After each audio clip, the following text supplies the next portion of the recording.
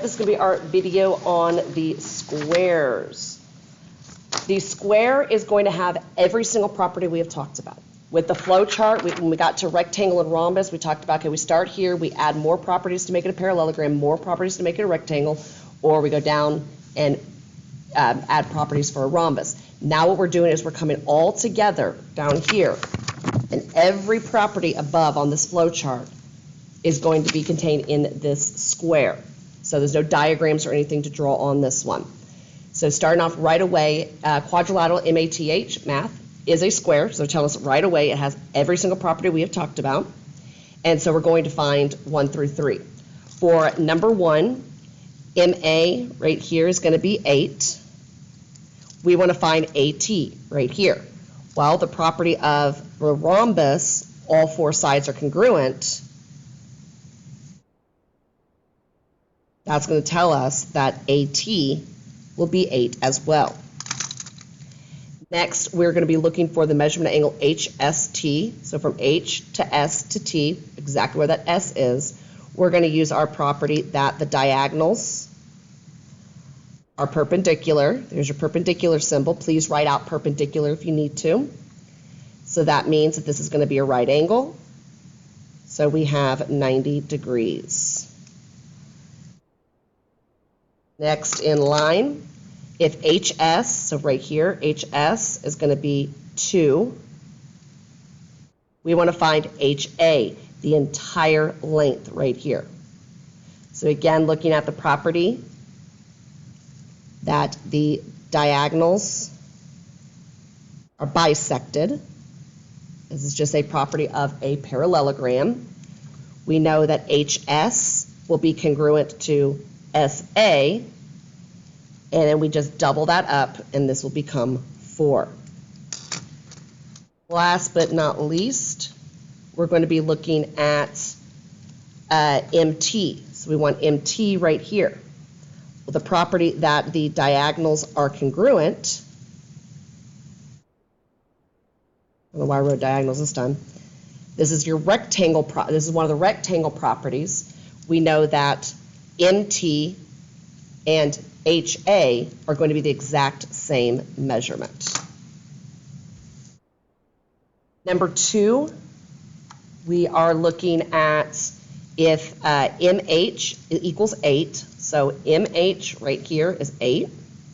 We want to find the length of AH. Look where AH is. This is the diagonal.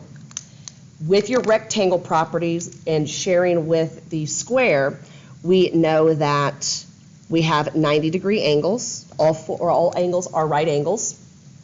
And then we can also use Pythagorean theorem with our rhombus property. So here we have 4 right angles, rectangle property. And we have that all 4 sides are congruent. Let's see where I can write this in.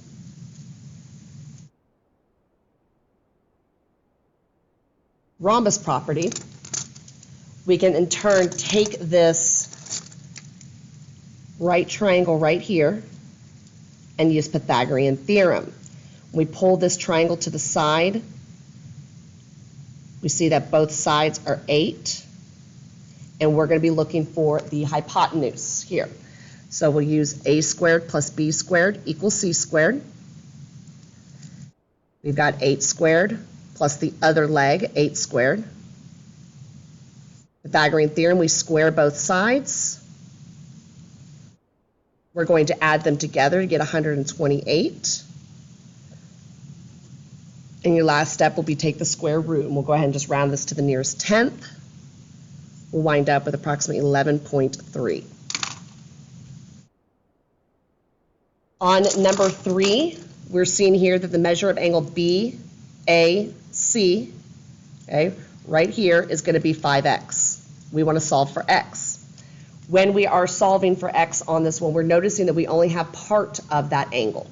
Okay, so we're going to go ahead and use the fact that we've got our rectangle property, that we have 4 right angles. Okay, And you can go ahead and you can double that to set it equal to 90, because both of these are 5x, part plus part equals whole.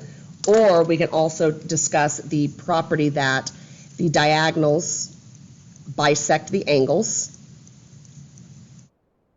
Meaning if you take 90 degrees, you cut it in half, each one of these is going to be 45 degrees.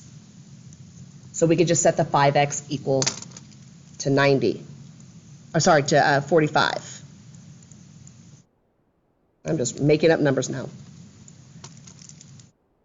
So all we have to do is divide both sides by that 5. We're going to find out that x is 9. All right, last one for the square. If the measure of angle AED is 5x plus 5, we want to solve for x. So we're going to use the, let me redraw that, it's bothering me.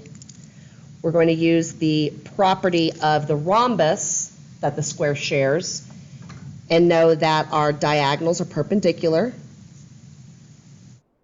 90 degrees. So all we have to do is set 5x plus 5 equal to 90. Take our 2 quick steps of solving for x,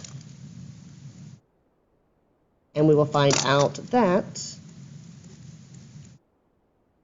x is going to be equal to 17.